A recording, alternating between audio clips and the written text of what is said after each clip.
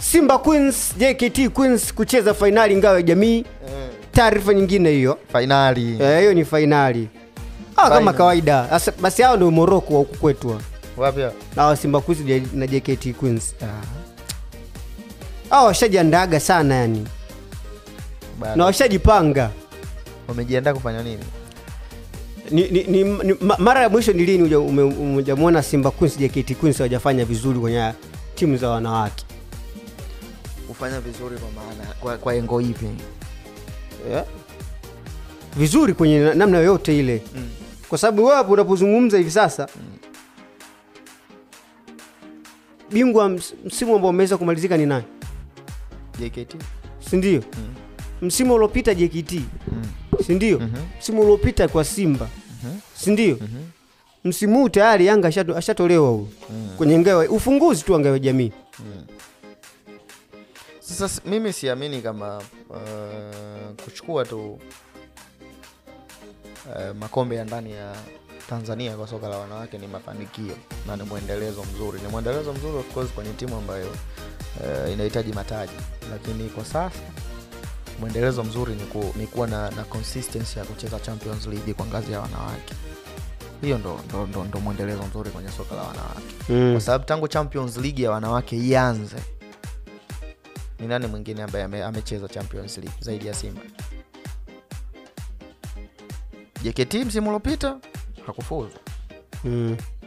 Alicheza finali kafungwa. Si ndio? Msimu huu amejaribu kwenda pia. Na amepata hiyo tiketi. Lakini tunahitaji consistency ya vilabu hivi vya wanawake kutoka Tanzania. Wawe na ubora ambao kila siku utakuwa ni swala la kawaida kuwaona Champions League, lakini uwekezaji ambao utawafanya wao kupita kwenye hii mashindano ya Sekafa. Kwa sababu ni sehemu ambayo pia ni challenge ambayo ili ucheze Champions League inabidi uwe strong kweli kweli. Unakutana na vilabu vikubwa kutoka Burundi, Rwanda, Kenya, Uganda, vilabu ambavyo vina wachezaji wazuri sana.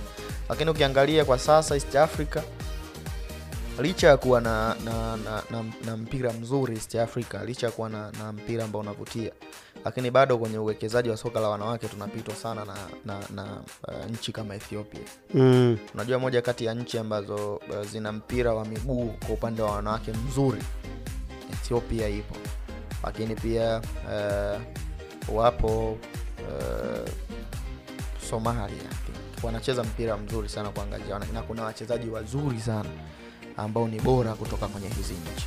Kwa hiyo uwekezaji huu unatakiwa uwekeze ili kuzunguka hii Afrika Mashariki, kutengeneza strong team ambayo itakuwa na consistency nzuri kwenye ligi ya ndani, lakini consistency hiyo tunahitaji kwenye Champions League kwenye ngazi ya wanawake. Simba alishiriki vizuri sana mpaka anakuja kutolewa, ilikuwa ni nusu finali. Lakini tulitamani kuona msimu unaofuata wakiongeza nguvu ili kufika hapo, wakashindwa. Lakini pia JKT wakaenda kwa jaribu kwa mara ya kwanza ikashindikana. Mara ya pili wamepata nafasi hii, tunahitaji waende wakaonyeshe ubora hali ya juu ili kuleta muamko kwa baadhi ya vilabu kuendelea kupambana ili kuweza kuipata hiyo nafasi. Sio rahisi of course, lakini uwekezaji unahitajika kwa wingi sana. Ukiangalia soka la wanawake ni kama ndani ya Tanzania linakosa thamani kwa sasa, lakini ni moja kati ya soka ambalo ulimwenguni lina thamani kubwa sana.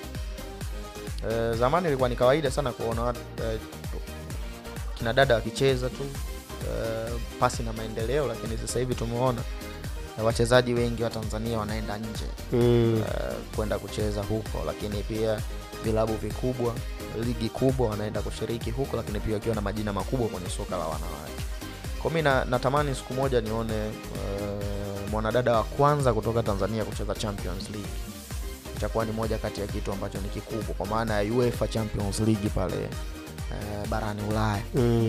Kwa hiyo watu waendelee kupambana na uwekezaji uwe mkubwa kwenye hivi vipaji ili tuweze kuwa na consistency ya hizi timu za wanawake kufanya vizuri kwenye mashindano makubwa, ili vipaji viendelee kwenda mbele na kupata wachezaji ambao watakuwa ni icon ya taifa. Sawa. 88.5 Shamba FM.